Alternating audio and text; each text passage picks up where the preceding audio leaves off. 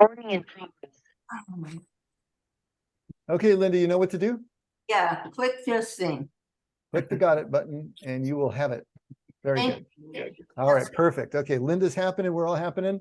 Hey, before we dive into the text this evening, anything that's been bubbling up from the last week, anything that unfinished business that we need to talk about first before we get into some new stuff?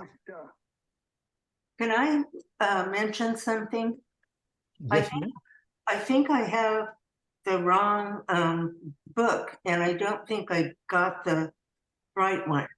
I know, honey, that's been going on ever since the beginning. So just listen, okay? Yeah, okay. Just listen along. Yeah. That will do. Marina's going to have to do the same thing, so you both will have active listening skills tonight. So, yeah. All right. So anything before we jump in? Looks like we are all squared away. Okie dokie. So on page 61, we're going to start the 7th letter. We finished the 6th letter last week. And actually, we did read the first paragraph of the 7th letter last week. So we're going to start at the beginning and just get a running start on this and move forward. So we're back talking to a secular person. This is Mrs. N. The names are always being protected here. But this is not a religious person. This is a secular person. And they also have a previous or ongoing relationship or connection, because this letter is starting kind of in media res, which is Latin for in the middle of things. And so they have been talking, and this is picking up the conversation at a place where Mrs. N is going through some difficult times. Okay. Hello, Ellen. Good to see you. Yeah. All right. Here we go. Madam, he writes, we have a God of infinite goodness, who knows what we need. I've always thought he would allow you to suffer great afflictions. He will come in his own good time, and when you least expect it. Hope in him more than ever. Thank him with me for the graces he has granted you, particularly for the fortitude and patience he is giving you in your afflictions. It is a sure sign of his care for you. Take comfort then in him and thank him for everything. So we probably would say that Brother Lawrence doesn't have the best bedside manner, right? And that first sentence is kind of a tough one. The other translation that I've been going back and forth with, I think is maybe going to shed a little bit more light on this. He says, I've always thought that God would allow you to suffer great afflictions. Well, that sounds terrible in our language, but it means something specific to Brother Lawrence. The way the other translation rendered it was, I've always thought that God would allow you to be reduced to extremis or extremities. Okay, so I like that better, because it's not just about suffering afflictions.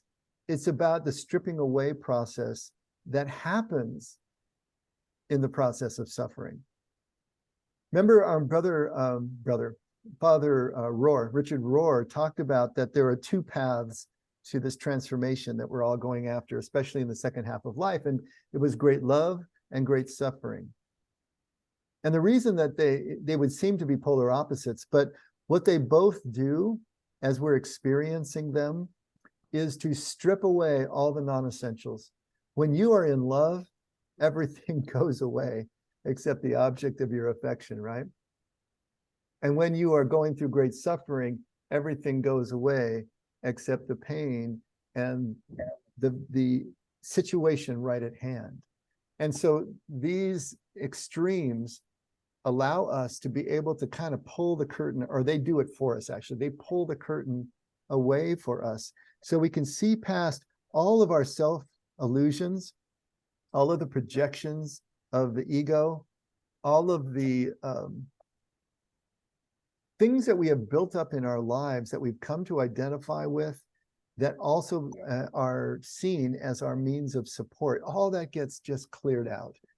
And so great love and great suffering is intense enough to have the ability to do that. And so what he's saying here is that he knew that God would always bring her to this point. Now, it happens to be great suffering and not great love that's doing it at this point. But she's been reduced to the extremities. She's being reduced to ground zero, brought right to reality. And that is a great gift. We don't think of it that way, and it sure doesn't feel good when we're going through it. But everything that we go through in life that is intense enough is taking us a further piece down the road toward this place where we can really get to the simplicity that is our relationship with God. So that's what he's trying to tell her. It doesn't translate very well, especially not in 400 years later in our society. And then he says that God will come to you in his own good time. The other translation says God will come to you when he feels it is right. You can decide which one works better for you there, and when you least expect it. So hope in God more than ever, and thank him with me for the graces he's granted you, particularly for the fortitude and patience he's given you in your afflictions. It's a sure sign of his care for you. Take comfort then in him and thank him for everything. So isn't it amazing that he looks at the afflictions that she's facing as God's sure sign of his care for her, because he's taking her where she absolutely needs to go. One way or another, she's got to get to that place of extremities, that place of extremis, that stripped down place where she is dealing with life in the barest of terms. How's that sitting with y'all? Any comments, questions, rebuttals? I think it's nice. Okay. I really appreciate that. I mean, that's certainly what keeps taking me back home. You know, I'm struggling. I can't do this stuff on my own. I need help, you know, so yeah, keeps taking me back. All those afflictions. Mm-hmm. If we could turn that around and see the afflictions as opportunities for growth, hopefully it can help. We're kind of getting back into Viktor Frankl territory, right? If we can assign meaning, if we can find the meaning in the suffering, then it becomes overcomable, and then it does become an opportunity for learning. But we have to see the meaning in it. Suffering for suffering's sake is just pain. But if we can start to see the meaning in it, then we can find the virtue in it, then we can find the growth in it, and then it starts to make some kind of sense. I think that's also what he's talking about. He makes his meaning in the understanding that the afflictions, just like James 1, right? Count it all joy when you encounter various trials and tribulations, because it's through the perseverance through these trials that you're perfected in your faith. I mean, it's the same idea from James. Well, Lawrence is echoing that here. And if all of us, could, in maybe more lucid moments in the middle of our suffering, find that space that allows us to see that there is that seed, that germination of some kind of greater insight, growth, expansiveness that's available to us in the suffering, then it wouldn't just be suffering for suffering's sake anymore. But that's really hard to do in the midst of it. This is normally what we are able to do in retrospect, when we get a little ways away from it, and then we can think about it in these more rational terms. So don't beat yourself up if you can't do it in the moment, because it's really hard. Okay, now he's going to shift gears now. He's talking about this woman, and you can tell that just by the way this paragraph reads, they've had this conversation before. Okay, this has been a part of an ongoing conversation. So now he's going to shift gears and he's going to start talking about somebody else. It's someone that is a mutual friend. This person is male and young, and obviously is a military person and is in the field of battle at this point, someplace, okay? And he's going through his own difficulties. So he says, I admire the courage and fortitude of Mr. N. God has given him a good disposition and a good will, but he is still a little worldly and very immature. First time I've heard Brother Lawrence be a little bit judgmental there, right? But this I would take to be more discernment than judgment. The difference between judgment and discernment. Judgment is a conclusion we reach based on a preset standard, set of ideals, some sort of code, rules, law. Doesn't require us to know the person at all. We can just put them into categories based on our preset standards.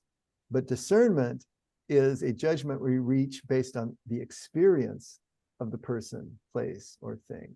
That's very different. When Jesus says don't judge, he's talking about the first one. We all have to discern. If we don't discern, then we're really not going to be able to get through life. We have to know if people are trustworthy or not, and if we can trust them, if we can partner with them, and we can only do that by experience. The problem is when we do it by judgment and we don't give people a chance to show us who they are. But obviously, Brother Lawrence has had time to discern where this young man is, and he makes this discernment about him. He's still a little worldly and very immature. I hope the trial that God has sent him will act as a wholesome medicine for him. So here's that same theme again, right? And will make him himself again. Now, the other translation says, will make him examine his conscience, which I think, once again, maybe captures it a little better. To not examine his conscience because he is guilty of something, but look deeper as to what is driving him. If he's still worldly and immature, Brother Lawrence is hoping that he will start to look deeper, that the affliction will strip away a lot of the bravado, strip away a lot of the self-illusion and projections and hubris or whatever is going on in him, and bring him down to a place where he can start to look more deeply within.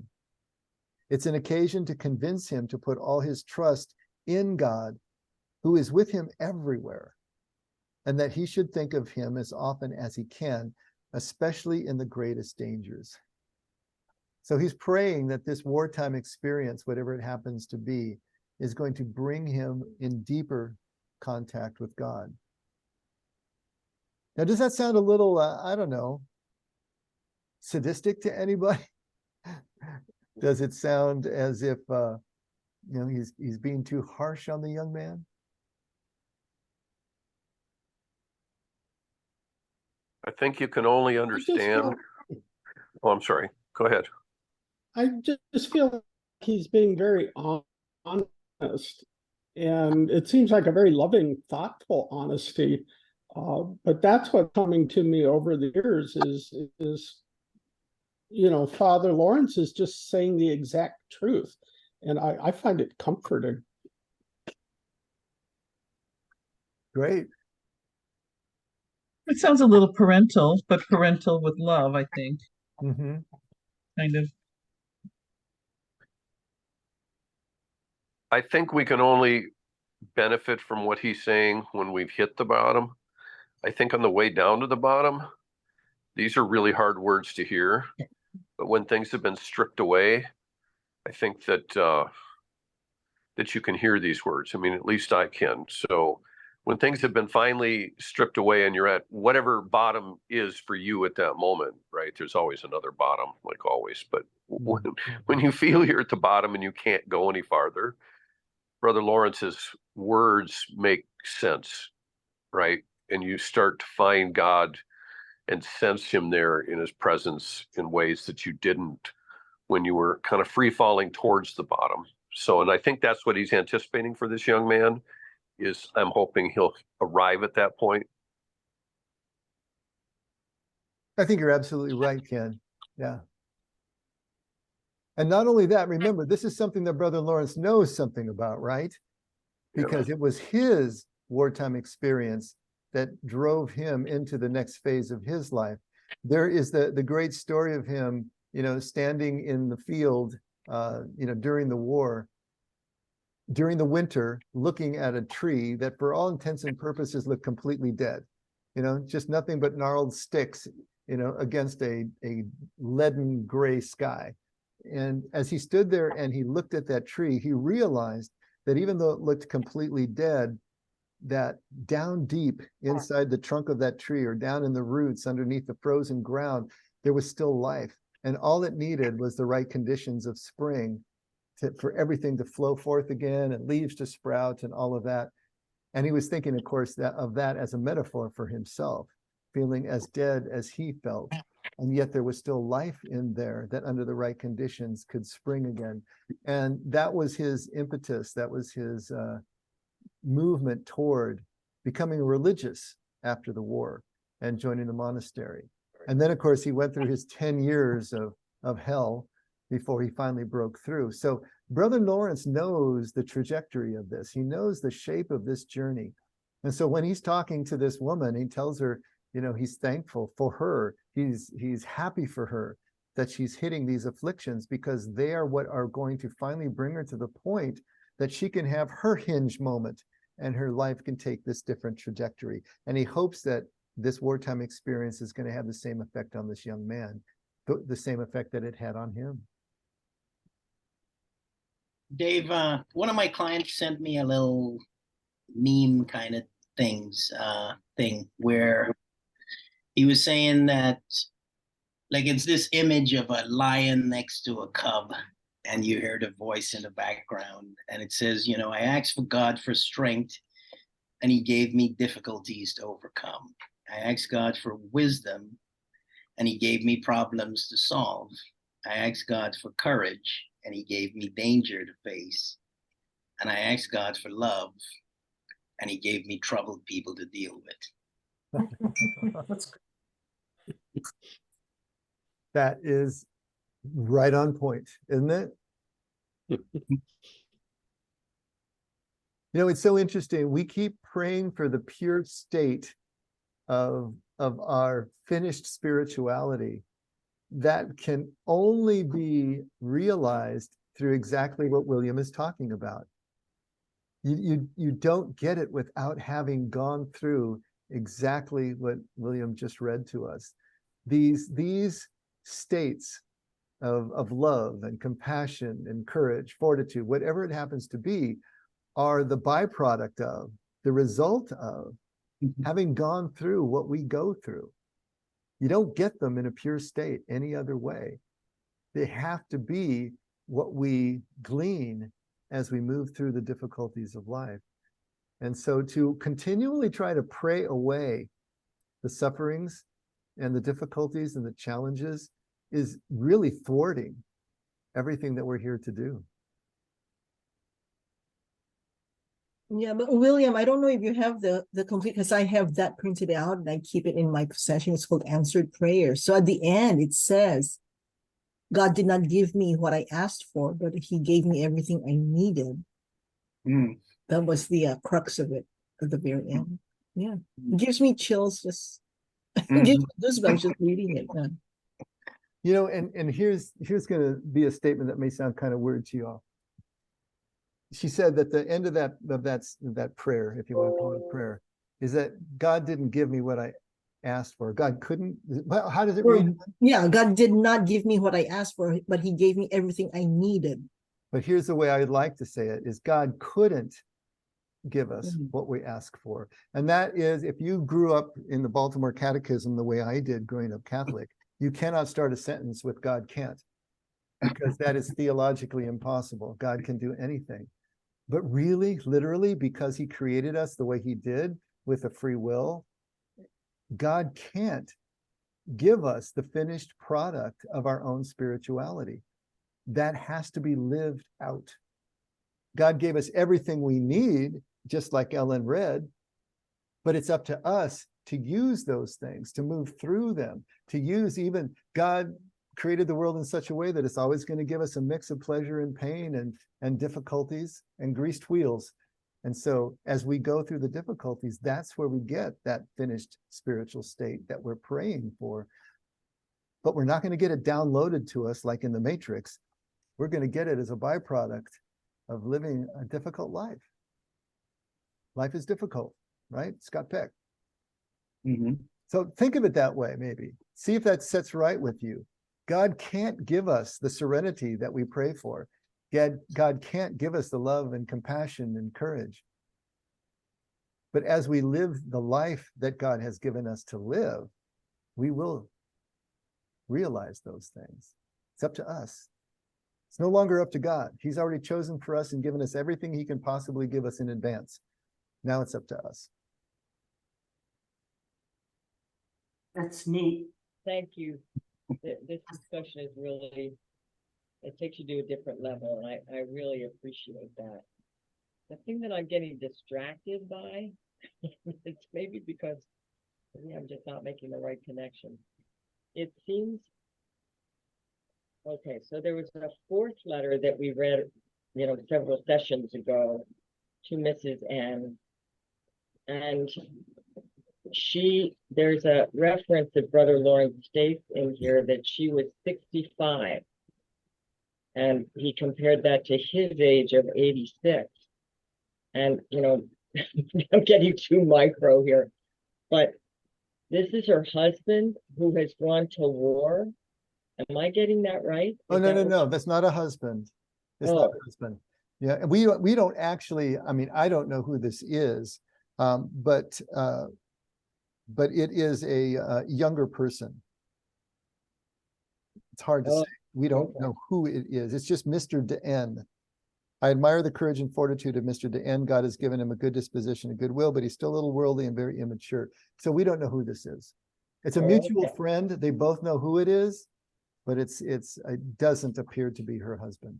Yeah, I was, this was, I wasn't able Yeah, to make he'd the be a little connection, like, old to be out in the field of battle, right? I know, it's like, is this something like that they were so desperate to get soldiers in those years that, he was out on the battlefield?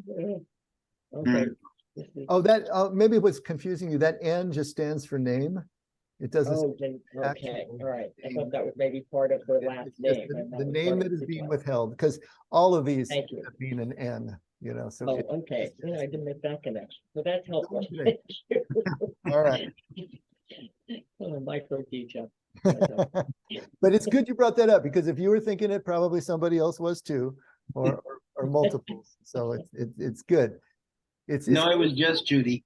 I wouldn't be surprised. What can I tell you? Okay.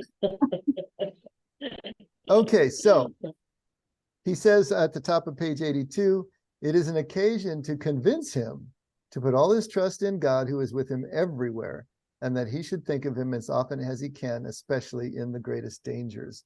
That idea of God being with him everywhere, that is the hallmark of Brother Lawrence. God is everywhere. He's in the kitchen, he's in the cobbler's shop, he's in the boat going to Burgundy to buy wine, he is in hell.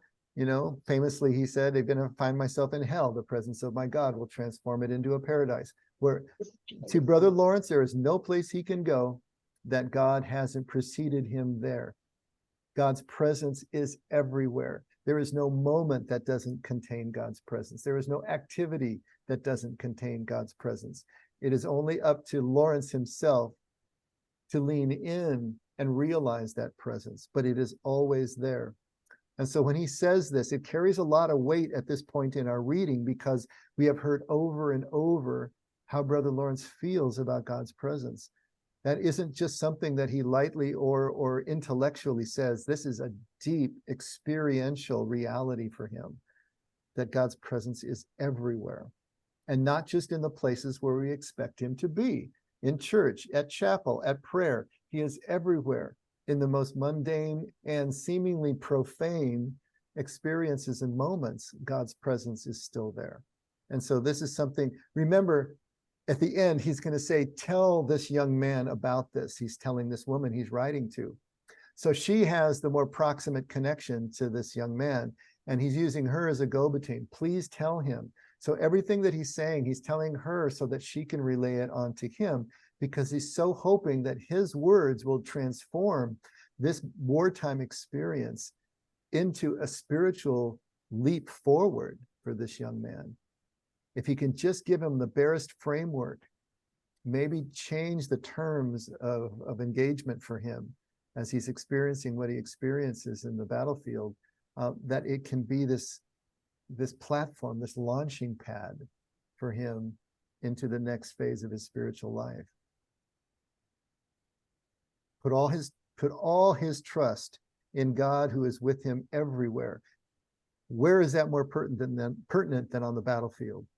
That God is even here among the atrocities, among the fear, You know, all of that goes on in wartime, but God is still there and still present. If there was ever a place that would be easy to imagine that God has forsaken, it would be the battlefield. And he's trying to make sure this young man knows that that's not the case. God is still there. And then he's going to tell her to tell him, how does he go about this? How can he make that real? I mean, he's going through these atrocities in wartime. How can he start to make the presence of God felt in such a way that it becomes real for him and actually can change the nature of the experience? He says, a little lifting up of the heart suffices. Just a little lifting up of the heart, a little remembrance of God, an interior act of adoration.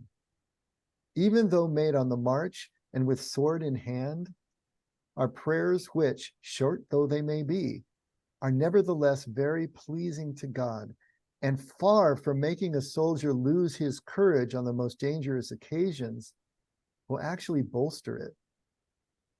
Let him then think of God as much as possible, so that he will gradually become accustomed to this little but holy exercise. No one will notice it. You don't have to worry about looking silly or foolish. And nothing is easier than to repeat it often during the day, these little acts of interior adoration.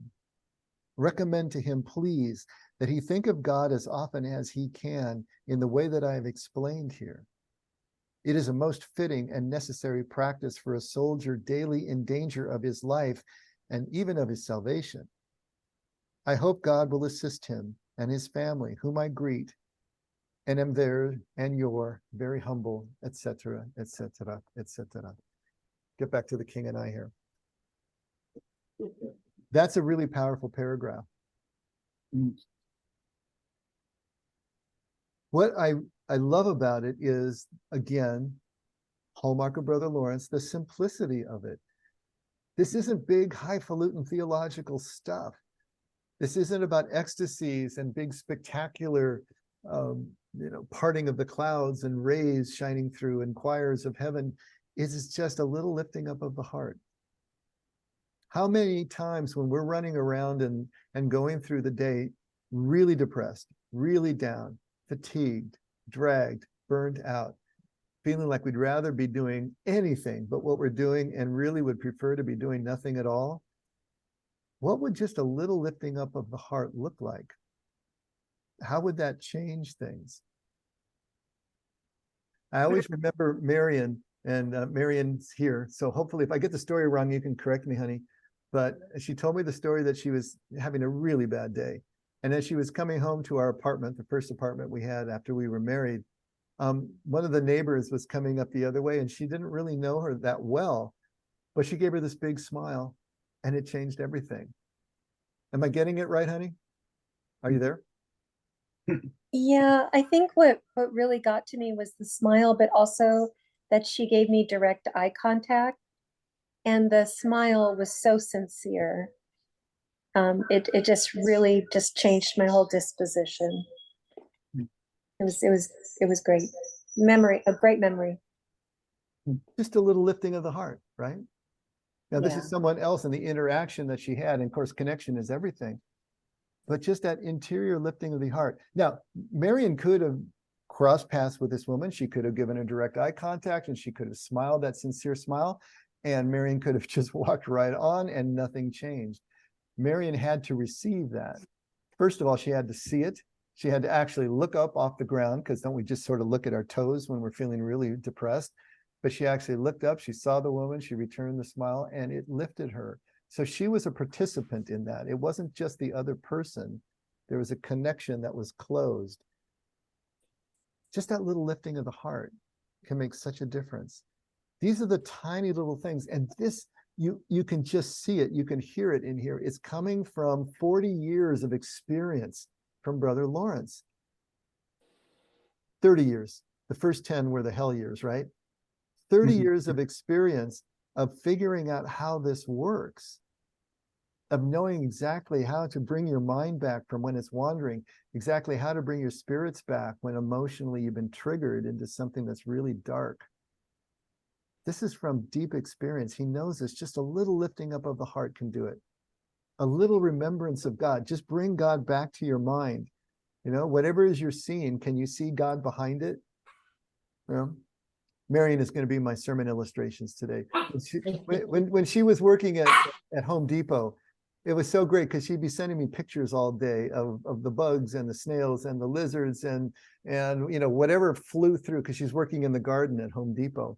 And she sent pictures of the flowers, and we just got praying mantis in today in the little cups, and she sent me pictures of that. It's like she was seeing, I don't know if she thought of it that way. We'll have to bring Marion back on to tell us the rest of the story and correct me. But, from my perspective, she was seeing God showing through all of that stuff. Can we see that in just those little remembrances? Can we remember that God is the author and finisher of all of this stuff? It just changes everything. It can, if you let it. An interior act of adoration. What does that look like? Well, isn't it just a thank you? Isn't it just reacting with gratitude for whatever happened?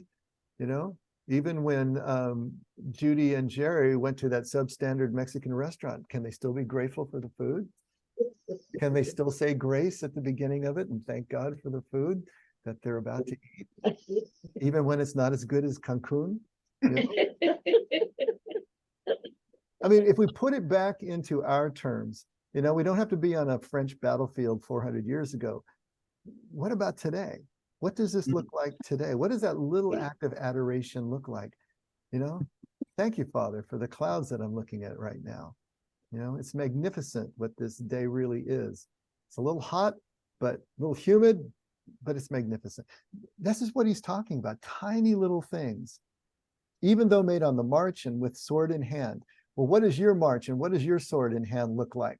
Well, for Allison and Ryan, for the last month, in Illinois, slugging bags of hemp or whatever the heck you guys were doing over there, but it was hard manual labor. That's what their time looked like. What does your daily routine look like? What's your march and what's your sword in hand? What is it that you do that sometimes can really bring you down? And how can these little things make that change? That changes everything. And far from making a soldier lose his courage on the most dangerous occasions, it will actually bolster it. We'll have more courage, not less, because, what are we getting soft here, thanking God for this and that and the other thing? No, it's going to bolster your ability to continue to act in the face of danger, in the face of fear. So let him think of God as much as possible so that he will gradually become accustomed to this little but holy exercise. It's something that we have to nourish. We have to grow it in us. We do this over and over again. It's just like the ancient Jesus prayer, Lord have mercy, or like the mantrams that sometimes people will say. It's like the sacred word of centering prayer. It's this tiny little thing, but over time, it starts to change us. It creates a structure with us. We're no longer saying the prayer is saying us. These little rituals that we do that lift our spirits become a part of who we are. They move into muscle memory, and they change the way that we are experiencing life. And he So, says, no one's going to notice it, so you don't have to feel foolish about it. You do it interiorly, right? Okay, Ellen.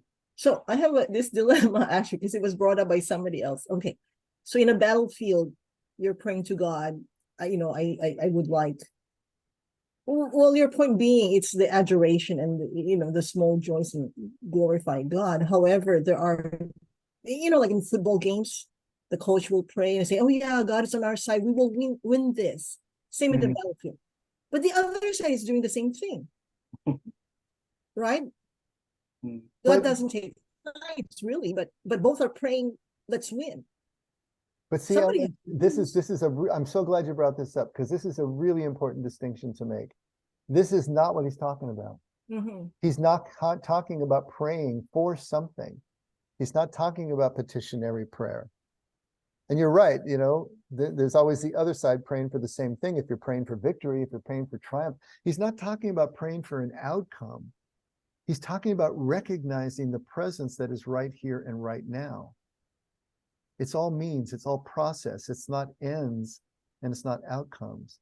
It's just this recognition of God's presence right here and right now. In the next letter, He's going to say, I really don't advise you to say prayers with a lot of words or even any words at all. So these aren't prayers that are praying for victory and praying for this and praying for that. It's not that kind of contact with God that he's talking about. Does that make sense? Yeah, yes, yeah, Okay. I got that from, yeah. The Yeah. first- Because that's a real important distinction to make. Because here's the problem. As soon as we're praying for an outcome, as soon as we're praying for something that has not yet occurred, where are our thoughts? We want to be the person doing whatever the whole thing.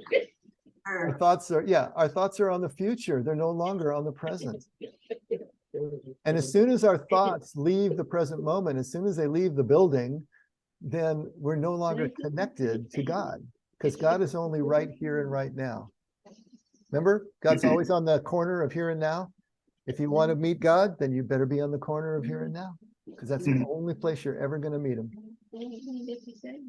And as soon as we're praying for an outcome, we're projecting out into the future and we're no longer here. William? Yeah, I was having a similar thought to Ellen's thought, but it was like, how do you, like I just have this image of the soldier, sword in hand, marching into battle, where he's more than likely going to inflict harm or kill one of God's other children. And how do you invite God in or accept God, receive God when you're about to do something that is contrary to everything that, you know, to what God commands us to do, basically. So I've always kind of struggled with, you know, and I like the idea of like this, like what would it look like to be somebody who believes and goes into battle? You know, I've always liked the idea of that conflict, but it's you know, even if I'm not praying to win, you know, how do I experience the presence of God when I am killing another person? Can I offer something? And maybe in a direct response, William, I guess. Because I've listened to what people are saying, and for me, it has taken a lot of practice over the years to try out little acts of adoration, changes in my spiritual disposition when life is good, you know, and I pray for awareness of God in the moment that I have it. When I'm feeling settled and at peace. And over the years, that has really helped me to better process the downside of my life and to realize that God is in this too, even when I'm deeply upset and troubled by my life circumstances. And now I've obviously never gone into battle, you know, and I am amazed that there are so many young men and women that volunteer to do that and to risk their lives for causes that they believe in. But I think for me, I needed to practice in the micro details, you know, to really be able to be aware of everything that was transpiring, you know, in front of me, things that I was listening to just sink into those moments and to recognize how God is part of that and how that fills me. I don't know if that's making sense, but I think it's helped me, you know, when the times do get very rocky, and they have and fast. It has helped me to realize that he is there and he is helping me, and it's going to take time, and I've got to have the fortitude and patience that Brother Lawrence was praying for Mrs. Bien, whatever her name is,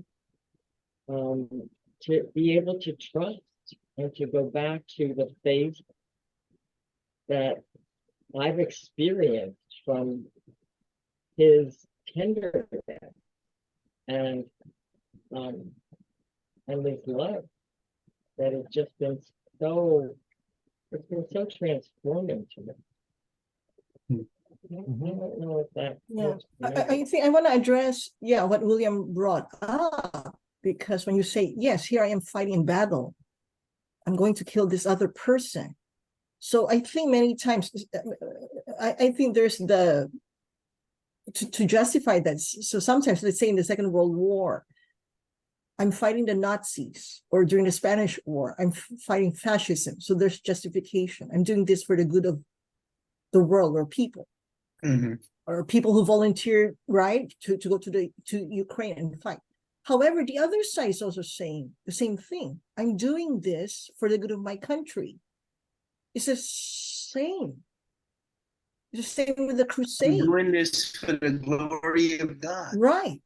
I'm not so sure some of the people that are on the Russian side would willingly sign up for it. Or same thing with the Nazis, you know, they're in a, I can see young men and women, young men in a Nazi time of saying, I'm not on board with this, but I'm being, I'm between a rock and a hard place. It's like a conscientious objector has to do in our country.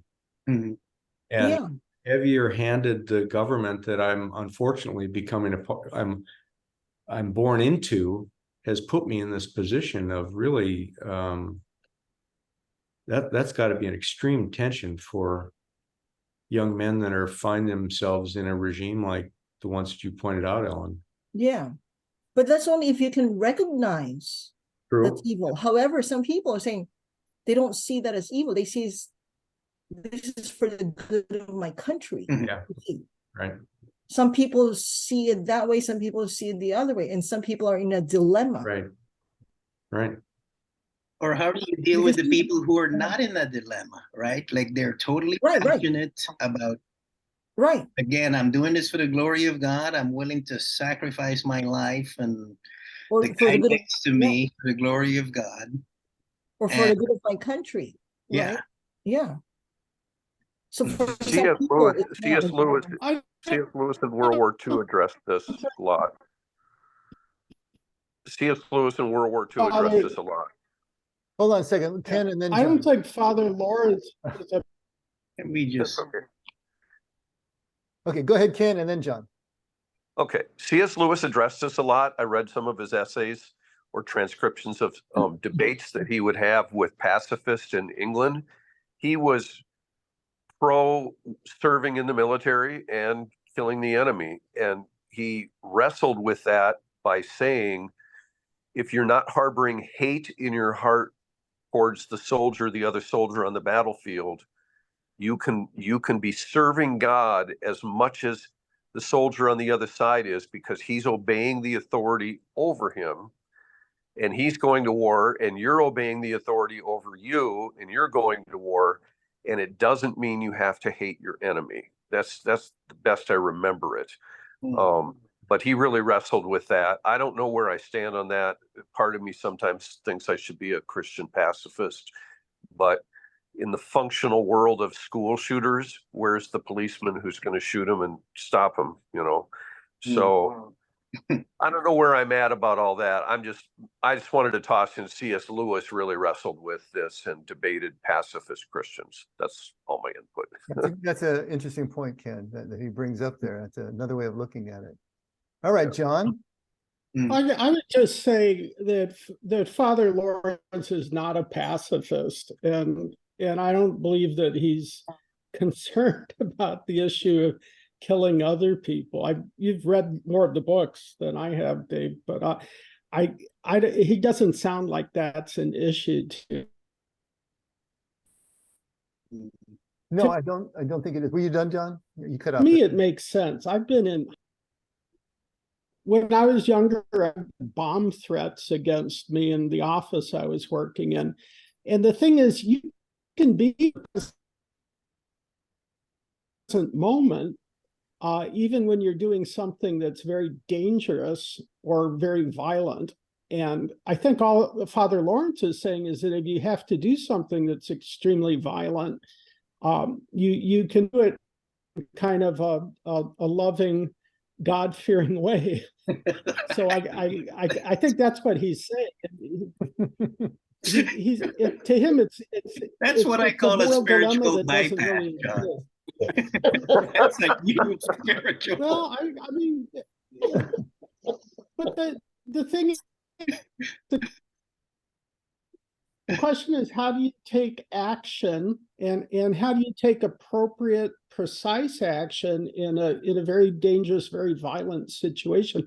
And the thing is, even though all of us aren't in war, we all have moments where we feel like we are on the edge of violence or destruction. And so I think he's teaching that when we have those moments, we can still turn to God. Mm-hmm. Hmm. You know, especially in these times, young men, especially if they were poor, they didn't have much say so in whether they were going to serve in the military or fight in wars. They were just impressed into service, and they were made to do what they needed to do. I do think Brother Lawrence is talking about the way in which you fulfill these obligations that are impressed upon you. And I think he addresses that in that last line, right?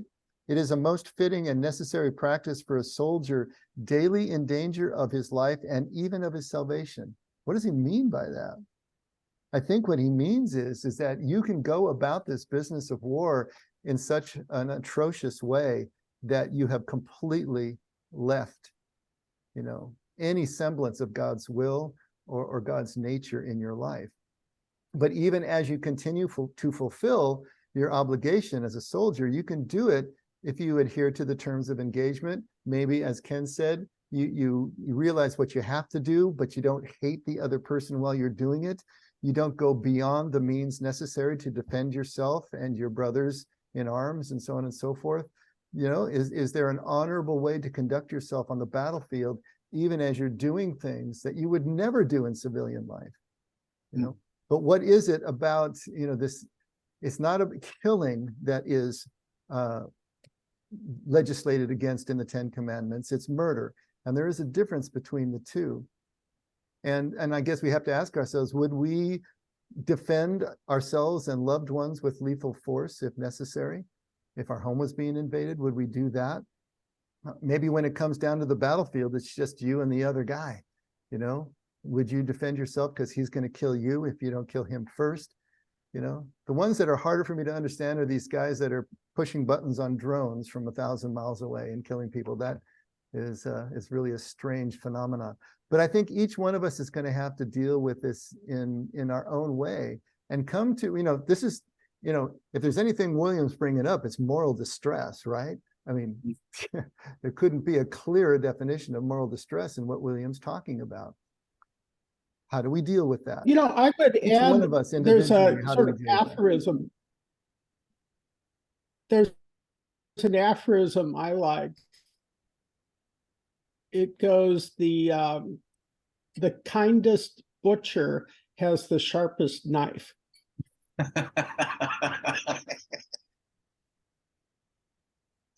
All right. Because there's a way of killing people that can be cruel, and there's a way of killing people that's merciful. And I think those distinctions matter. Again, unless you're going to go total pacifist, and then you have to be willing to accept some other horrible things. So I do think we need to go beyond just the battlefield here and get to the basic premise. What was it that William was objecting to at the beginning? He was objecting to Brother Lawrence's blanket statement that God is everywhere. God is on the battlefield. And this soldier, while he's marching sword in hand, can still be connected to God even while he's committing, acts that are supposedly against our code, killing another person. How does that work? I think that's for each one of us to figure out ultimately. But I think the baseline principle here that God is still everywhere, even in the most difficult of our circumstances, is a bedrock that we are going to really suffer for spiritually if we don't come to grips with. If we really think that there's someplace we can go that God is not, that's going to be a difficult life to live, because we're always going to feel like God is not in the difficult times. And if he isn't there, if we can't turn to him even in those difficult times, that makes the practice of presence kind of moot. And so that's something to grapple with each and every day. Do you really believe that? Is that being borne out in your life, that God is even in the difficult times, even in the atrocious times? And then how do we conduct ourselves in those times in a way that is still congruent with what we believe that God's presence is showing us and telling us and affirming to us? That also is up to us. Some of us may become conscientious objectors. Some of us, like that movie of the kid who became a medic. He wouldn't fight, but he went to battle and conducted himself with great honor, saving his friends rather than killing the enemy. Would we be willing to stand up and do that? Each one of us is going to have to take our stand in a way that makes sense for us. But I think there can be ways of doing that kind of across the spectrum. And it's up to each one of us to find that way that keeps us in the presence of God. But it's an excellent point that we're bringing up. And I'm really glad you did that, William, and Ellen too, because these are the things, it's so easy to just say these things like sweet syrup, and it's kind of Pollyanna and this lovely thing that but when it gets down to the brass tacks, how do you work it out? Because that's what each of us is going to have to do. It's going to be in the actual grit of the streets of our lives that we're going to be working this out, not in platitudes. And so it's going to happen at ground zero. So it might as well start happening here as we're thinking through it. Because tomorrow, when you get up and you go to work or you go wherever you go, we're going to have to actually apply this to real life. And real life is what it is, right? So I think John was trying to say something earlier. He was on mute. John? I saw his lips moving, but I think you're on mute, John, if you were trying to say something. Oh, I'm sorry.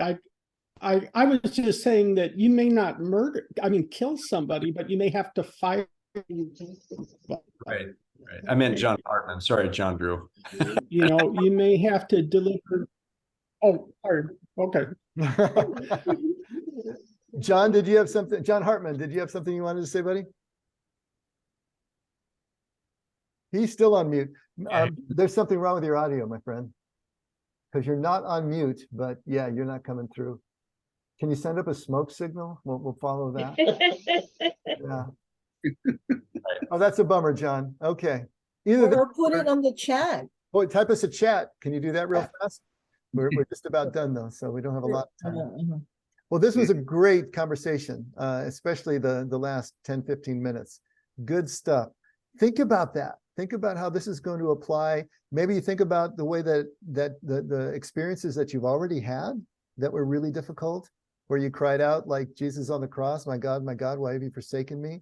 And the ones that are coming up in the future, how does this apply? Do you really believe that God is always present to you, no matter what, always available to you, no matter what? And if not, how does that change things? Those would be good questions to be asking yourself and to work through. And maybe this, like when we were talking about the suffering is the gift, maybe not feeling the presence of God at times is a gift. I don't know if that makes sense, but is it kind of like, why do you bang your head against the wall? Because it feels so good when I stop. Is it kind of like that? Maybe. Okay, just wondering. All right, buddy. That's a good thought. So ponder William's thought here. See where you come up with all of that. Okay, we got to call it. Scotty, over to you. Lord, thanks for such a great night and the time we get to spend with you and we spend with each other, encouraging each other and going on these adventures. Reminds me of the Hobbit movie and when they all set off on these grand adventures looking for answers. But your answers are in your holy word and in our communication directly with you, that you love us and that we have virtually nothing to worry about. It's okay to be concerned. It motivates to action, but not to worry. The scripture tells us no matter where we go, there you are with us, and nothing can separate us from your love. So, Father, we're just eternally grateful for that love. We offer up this prayer in Jesus' holy name. Amen. Amen. Thank you. Thanks, everybody. Another great night. Yeah. Sleep fast. Have a good rest of the week. We'll see you on Sunday. Okay. All right. Everybody. Night, everybody. Night, everyone. Bye, Judy. Bye. Good night, good night, good night. Um, All right. Good night, John. Good night, Vaughn. Oh, he's not there. And Jordana and Linda. See you guys. Oh, Jordana, when are you coming home? Coming home on Friday, so we will be there on Sunday because Nina's throwing a birthday party on Sunday, so we'll be Okay, there this Sunday for sure. fantastic. So we'll see you on Sunday, and Linda, I'll see you on Saturday as well. Okay, see you guys on Sunday. Okay, bye-bye. There's nothing more Bye. for the rest of this week besides that, right? Nope, just Sunday, or Saturday cleaning, and then Sunday's church. Okay, thank you. Okay, sweetie. See you then. Okay, Bye. bye, Linda. Bye-bye.